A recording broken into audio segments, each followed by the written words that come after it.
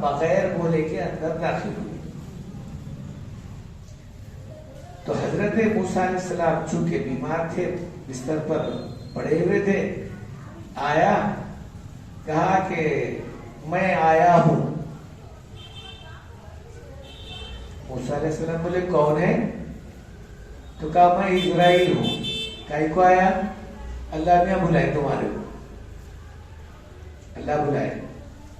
اب ظاہر بات ہے وہ فرشتہ کسی کی اجازت لینا، کسی کو ڈرنا، ایسا تو کوئی مسئلہ ہی نہیں ہے. وہ تو اللہ کی طرف سے آتا ہے معاملہ پورا.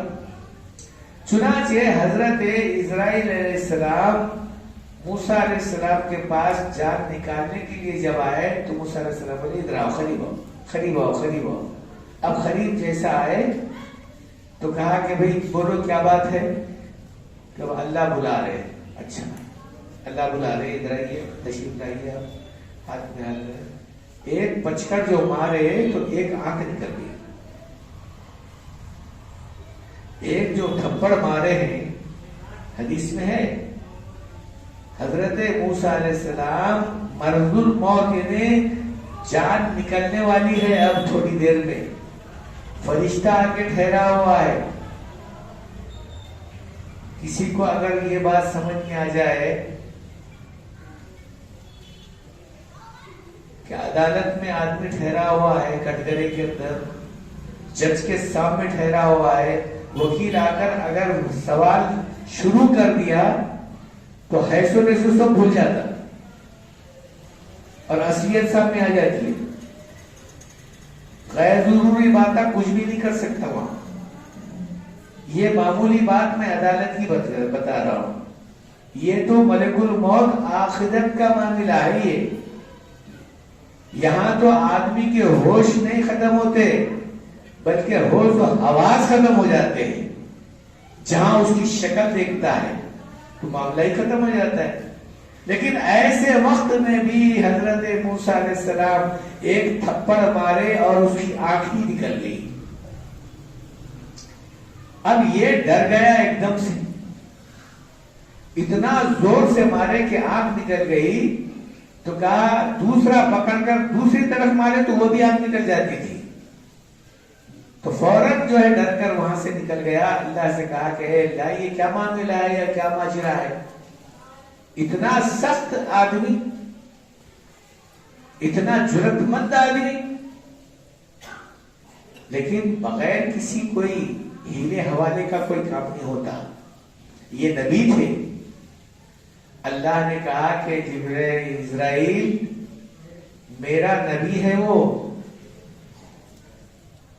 جب کبھی کسی کے گھر میں جاتا ہے تو تو اپنے مرضی سے جاتا ہے، یہ بات الگ ہے کہ میں تجھے بھیجتا ہوں، لیکن چونکہ نبی ہے تو کم سے کم اجازت لے کر جاتا.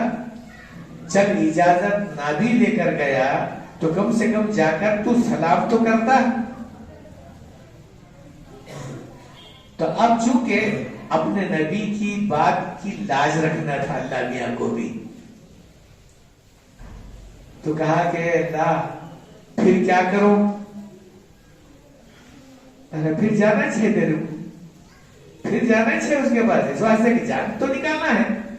لیکن کہا اب نہیں جاتا، اب نہیں جاتا، کیونکہ اتنا خطرناک آدمی ہے، پھر پکڑ کر مارے کریں گا، دوسری آنکھ نکل جائے گی. تو بولنے کا مقصد میرا یہ ہے کہ اتنے زیادہ غصے والے حضرت موسیٰ علیہ السلام، فرعون کے مقابلے میں اللہ تعالیٰ اس کو پیدا کیا تھا ہی نہیں، بلکہ 30 سال کی عمر تک فرعون کے دسترخوان پہ بیٹھ کر کھانا کھائے تھے. چھوٹے بچے تھے، گھر میں پلے تھے. ان کی بیوی آسیہ، فرعون کی بیوی، وہ ایماندار میں داخل ہو گئی تھی، اور یہ دونوں مل کر حضرت موسیٰ علیہ السلام کو اپنا بیٹا بنا کر پالے تھے. لیکن آخر وقت میں حضرت موسیٰ علیہ السلام کو اللہ نے نبوت سے عطا کر دیا، سرفراز کر دیا، اور پھر موسیٰ علیہ السلام فرعون کو اللہ کی دعوت دینے کے لیے آئے تھے. لمبا چوڑا قصہ ہے. اس وقت میں حضرت موسیٰ علیہ السلام کسی بھی چیز کو میں بتا رہا تھا کہ شرع کے خلاف جو بھی کام ہوتا تھا اس کو دیکھ کر برداشت نہیں کرتے تھے. تو ایک فرعون، کافر فرعونی، جو موسیٰ علیہ السلام کے خلاف بھی تھا اور فرعون کے موافق بھی تھا، چونکہ فرعون اس زمانے میں آدھے سے زیادہ بلکہ پون دنیا کا حاکم تھا. اور موسیٰ علیہ السلام اپنی بنی اسرائیلی قوم کے نبی تھے. یہ مصر میں رہتے تھے اور ایک قبطی قوم کا تھا، یہ بنی اسرائیلی قوم کے تھے. چنانچہ حضرت موسیٰ علیہ السلام کا ہر جگہ پر مذاق اڑایا جا رہا تھا. دیکھو یہ مقابلہ کر رہا ہے، بادشاہوں سے مقابلہ کر رہا ہے، بڑے بادشاہ سے مقابلہ کر رہا ہے. چنانچہ ایک مرتبہ ایک کافر فرعونی موسیٰ علیہ السلام جیسا کرتا پہنا، ان کے جیسا شملہ بنا، ان کا جیسا عصا لیا، جو عصا یہاں ٹھہرا ہوا ہے یہ موسیٰ علیہ السلام کے زمانے کا ہی تو ہے. عصا لیا اور اپنے چند ٹھگوں کو لے کر، یعنی اپنی جماعت کو لے کر موسیٰ علیہ السلام ایک جگہ پر ٹھہرے ہوئے کچھ اللہ کی باتیں کر رہے تھے. تو وہ دیکھا، اوہو ان کی جو ہے یہ باتیں جو لوگوں میں چل رہی ہیں، تو موسیٰ علیہ السلام کی باتیں سن کر لوگ رو رہے ہیں اور پھر اللہ میاں ان کی باتوں کو قبول کر رہا ہے. یعنی اس بات کو جو ہے سن کر حضرت موسیٰ علیہ السلام پھولوں میں سمائے نہیں جا رہے، کیونکہ یہ بات شاید لوگوں کے دلوں میں اتر رہی ہے، اللہ اسے قبول کر رہا ہے. یہ منظر وہ کافر فرعونی دیکھ لیا. اب یہاں بات بیان ہو رہا ہے، یہاں بات ہو رہی ہے، موسیٰ علیہ السلام یہاں پر لوگوں کو اپنی اللہ رسول کی باتیں سنا رہے ہیں، اور سامنے حصے میں وہ کافر فرعونی ویسا ہی ایکٹنگ کر رہا ہے، انہیں ویسا نقل اتار رہا ہے. اب موسیٰ علیہ السلام کی نگاہ پڑی اس کے اوپر، کہا کہ اچھا میری جو ہے نقل اتار رہا ہے، یہاں تو اللہ کی طرف سے معاملہ قبولیت کا چل رہا ہے اور پھر میری نقل یہاں پر اتار رہا ہے. فوراً اللہ سے ہاتھ اٹھا کر دعا کی کہ اے اللہ یہ کافر فرعونی کو سزا کیوں نہیں دیتا تو، جو میری نقل اتار رہا ہے. اب ظاہر بات ہے نبی ہے، نبی کی دعا ہے. فوراً نبی کی دعا قبول ہوئی اور پھر کہا کہ بارش ہونے لگی، زہریلی پانی کی بارش ہونے لگی. جیسا بارش زہریلی پانی کی شروع ہوئی تو لوگ آہستہ آہستہ مرنے لگے. ظاہر بات ہے زہریلی گیس، زہریلی ہوا، زہریلی بارش، ہم نہیں معلوم کیا کیا اس کے اندر زہر تھا، تقریباً لوگ مر گئے.